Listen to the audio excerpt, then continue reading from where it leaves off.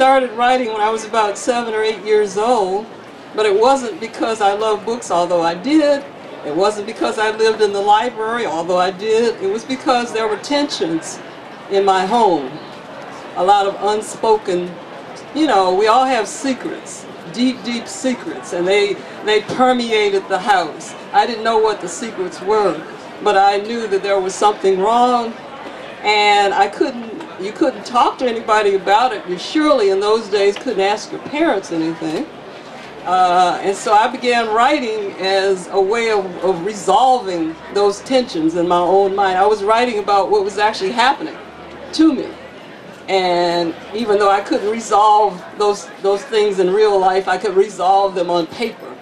So it was sort of my way of exerting a little bit of control, as much, the only kind of control a child could exert. So that's how I started writing. It was not, I didn't think of it as an art form or anything like that. It was a release. Something that was inside of me had to come out, and I put it on paper. Unfortunately, my mother would read. Unfortunately, she found it, but that's another story. I attended parochial schools, and in high school we had, they used to have something they call the Archdiocese's Development Plan or something. It was a writing competition, and I won a rosary, and so that encouraged, don't laugh, prizes are few and far between. I'll take what I can get. Anyway, as some of you know, I spent a lot of my life writing for newspapers because I needed to get paid. And now finally, after all those years, I'm doing something that's quite a bit closer to the dream. I've written 2 books. One has been published, the other is being published next February. They both fit within the genre. Lee called it, actually my agent calls it history as human interest.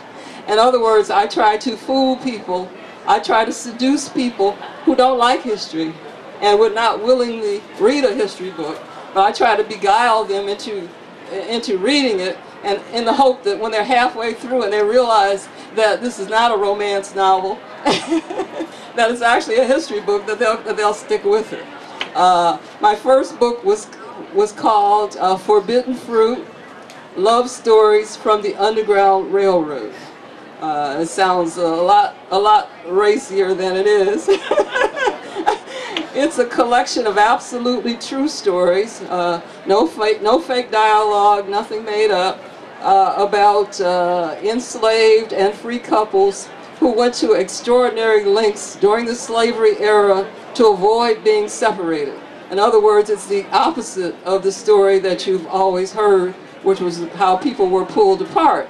And I'm not denying the reality of all those horrible things that happened, but I'm saying there was another side and another side and yet another side.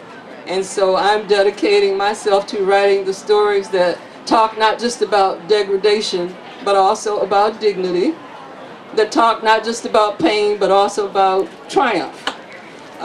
There's this, in Forbidden Fruit, there's a story about a man, a free black man who became a slave temporarily in order to stay with his wife.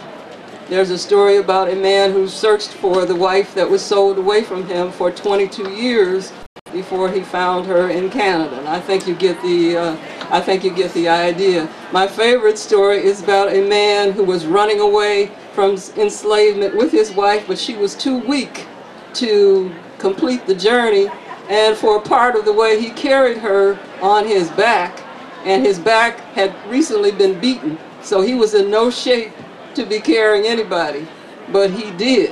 And whenever I read that story at gatherings, women look at me and they say, "Does anybody have his DNA?"